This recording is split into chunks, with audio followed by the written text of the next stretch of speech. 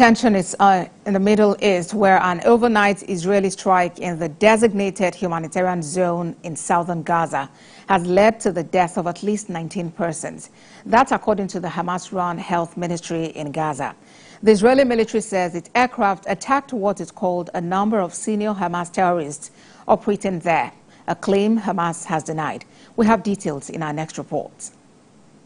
Thousands of people from other areas of Gaza are living in difficult conditions in Al-Mawasi after being told by Israel to evacuate the area for their own safety.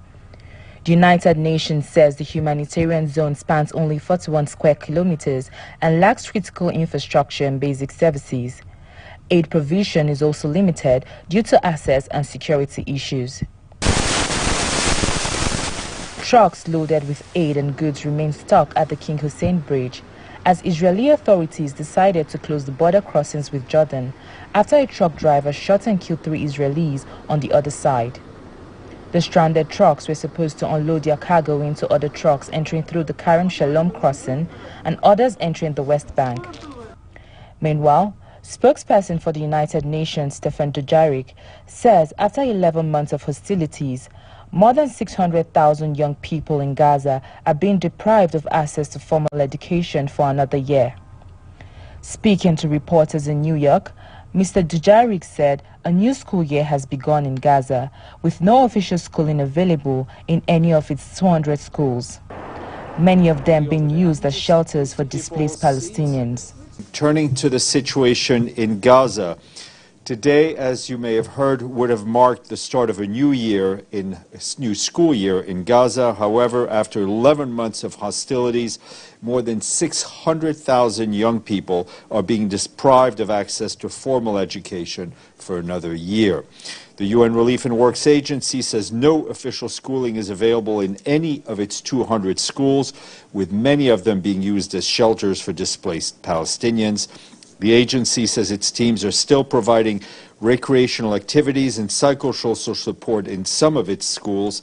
Mr. Dujarric also explained that the last phase of the first round of polio vaccination is set to begin today in northern Gaza.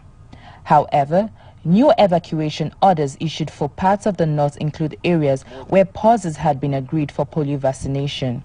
About 5,000 displaced people sheltering in 7 collective centers, mostly buildings that had been used as schools, are among those affected by this order.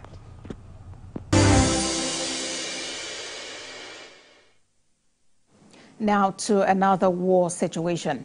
144 Ukrainian drones have been shot down around Russia overnight in a wave of attacks that Russian officials say have killed 1 woman, set residential buildings on fire, and grounded 30 domestic and international flights in Moscow. The governor, Andriy Vorobyev, says several flats in 2 high-rise apartment buildings in Moscow's Ramenskoye region were set on fire.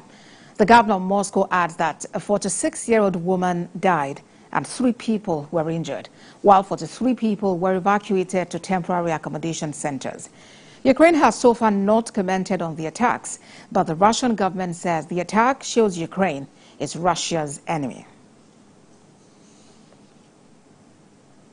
Away from that, after a knife attack in August, which left 3 people dead in the town of Zolingen, the German government has decided to expand border checks.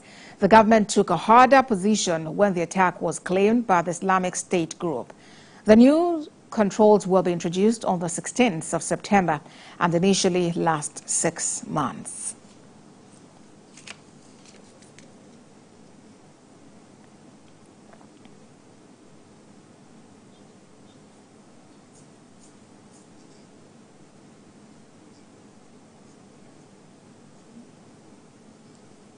Now, allegations of sexual abuse and harassment have been made against the late French Roman Catholic priest and campaigner Abbé Pierre, who was long venerated as a modern-day saint.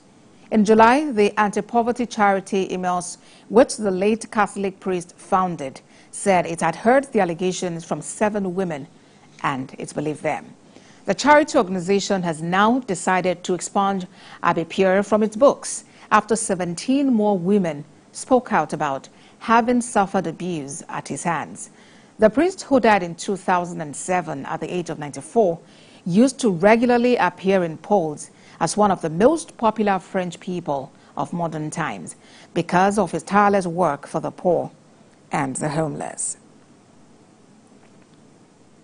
And quite importantly also, Nigeria's Super Eagles are currently playing against the Rwandan team, and we'll have some more updates on our sports program at 4:15 p.m., which is Sports Desk. So that story and more are what we are monitoring on TVC News.